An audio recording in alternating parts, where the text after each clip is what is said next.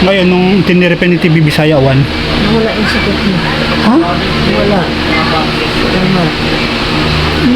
Ay, kamusta na yung balikat mo nung tinirapi ni TV Bisaya 1? Hindi na siya masakit. Nawala yung sakit mo. Saka na ano ko na siya. Naikot ko ng gano'n. Ilang years na yung iniinda mo na 2 years. Mga stroke ako. 2 years na? Hindi nawawala yung sakit dito. Balikat ko. Oh?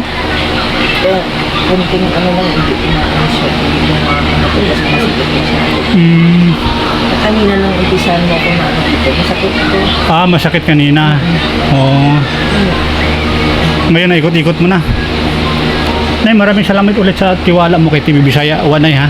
Ito po ay walang bayad, libre lamang po. Nay, hangad ko po ay makatulong lamang sa mga kababayan natin na stroke.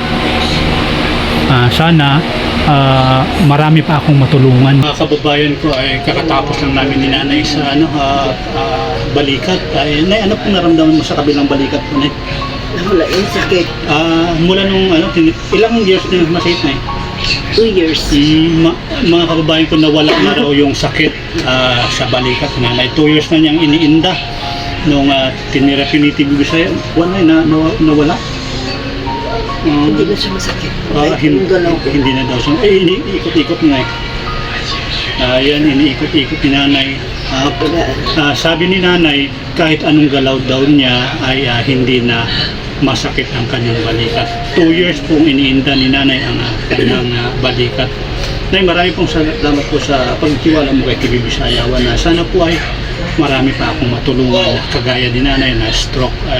TV Bisaya 1, hangad ko po ay makatulong sa mga kababayan natin. Mayaman ka man o mahirap na, pupuntahan ko po. Nasa laylayan. Maraming salamat. Nasa laylayan pa lang. Nasa laylayan ka, pobre ka. Pupuntahan. Ako na babalik po ako sa iyo. Maraming salamat sa tulong. Nay, ano sabi mo, Nay? Masakit talaga itong balikat ko na nawala yung sakit. Nawala yung sakit? Wala na kanina nung ginaganyan ko lang sobrang sakit niya, hindi ko lang ano ko rin yun. Wala yung sakit. Nawala na yung sakit? Ilang years ba yung Nay, naramdaman mo sakit? Wala nang stroke ako. 2 years na rin yan? Ito, sobrang sakit. Ano yan, parang nakababa ng ganun? Kaya pag pag natutulog ako, hindi pwedeng itong side kasi naibig siya masakit. Kaya dito lang ako sa kanan. Ganun mo. Ano kasi hindi ako masakit.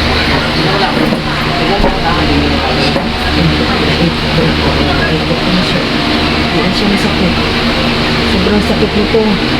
Balikat ko. Ngayon, nung tiniripan ni TV Bisaya 1. Wala yung sakit mo. Ha? Wala. Tama. Malaking tulong ginawa mo ngayon sa akin. Kaya ka na Nakaka-touch din yung tulong na binigay mo. Kasi matagal ko na talaga itong iniinda ng sakit ng balikat ko.